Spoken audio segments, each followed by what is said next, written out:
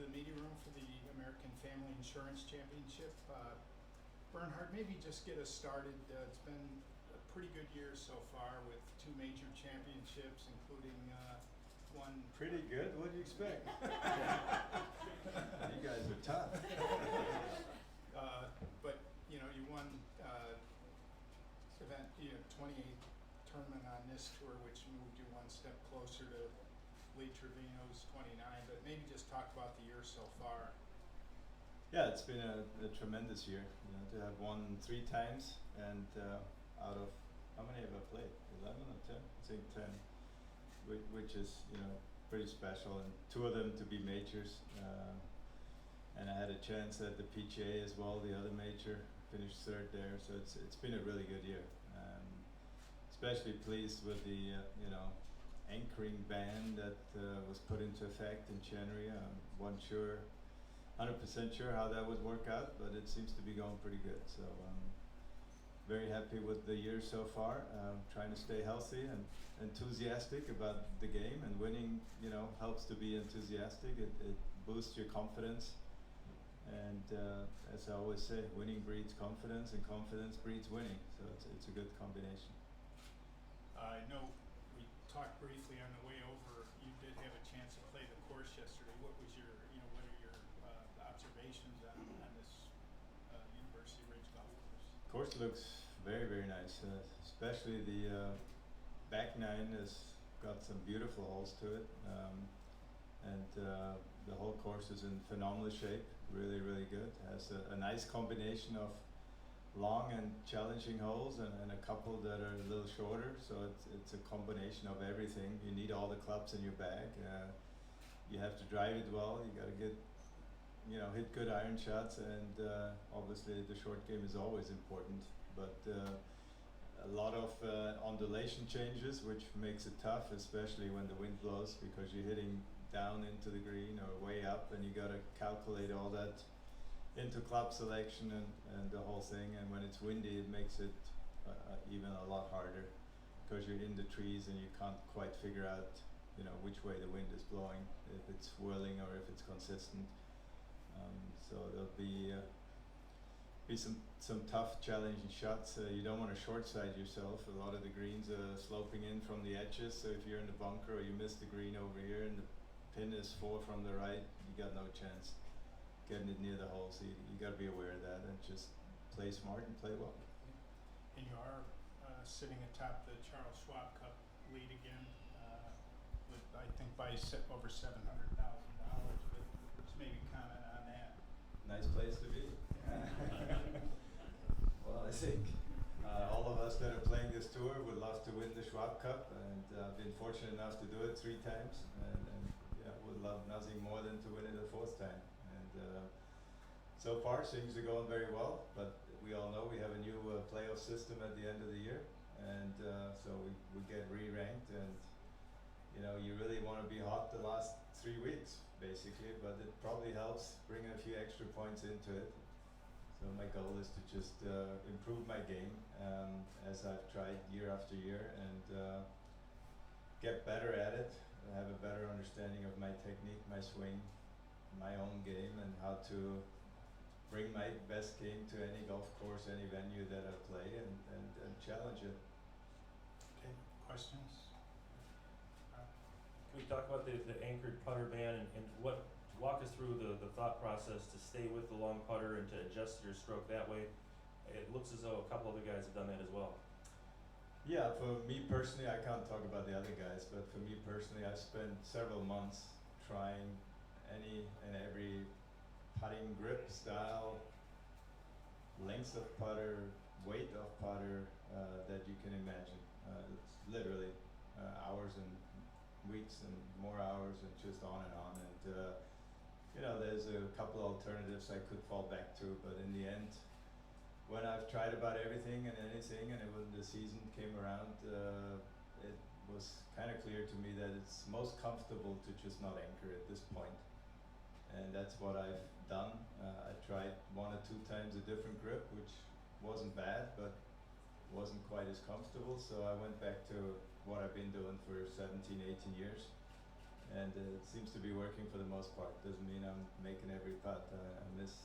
Keep missing putts as I always have been, but you know, people think just by anchoring you're going to be a great putter. If that was the case, everybody would anchor. And we never had more than 10 or 15% of the golfing population anchor. So Do you feel it was because you stuck with it, also because the weight of the putter and the length of it felt good in your hands versus the other things you tried in your experiments?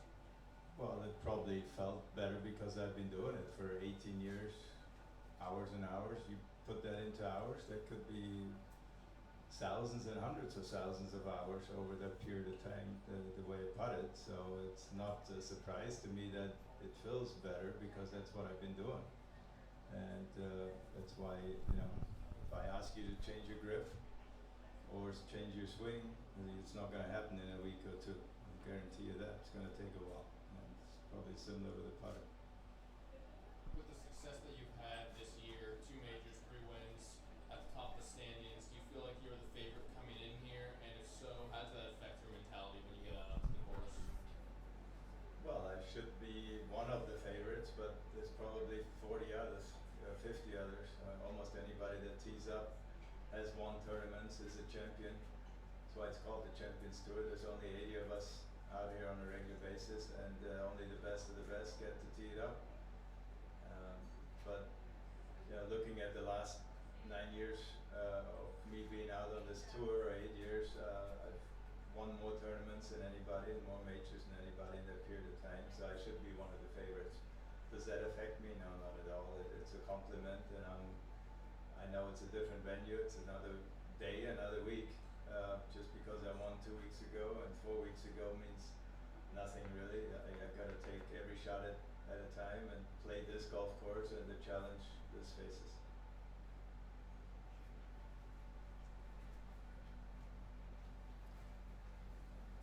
Especially at the Masters, but you've shown that you can still compete when you play out there, and in some ways,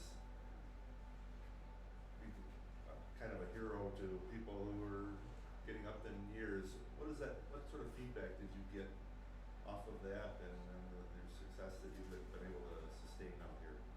I got a lot of great feedback, especially the last 3 or 4 years in the Masters, because I was in contention, I think 3 times out of 4, which, you know, people love to see one of their same age group, whatever guys do well, and they love the underdog to do well. And at my age, I'm certainly the underdog, playing against the 20 and 30-year-olds who hit it way past me.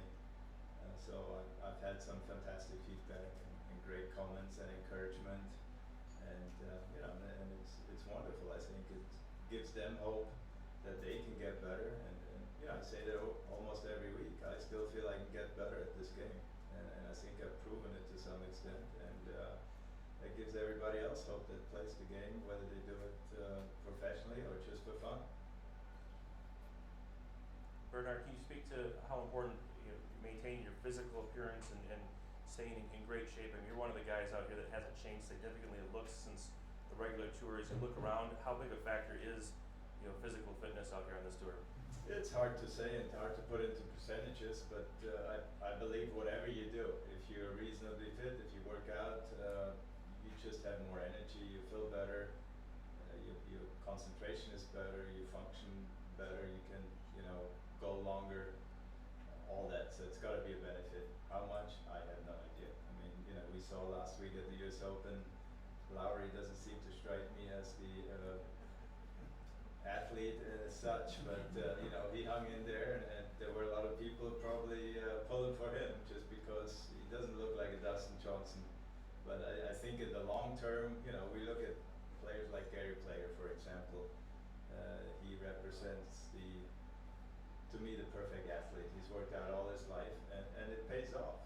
I mean, Gary is 80 now or somewhere thereabouts, and he can still make a full shoulder turn. He can do all sorts of stuff that some 50-year-olds can't do.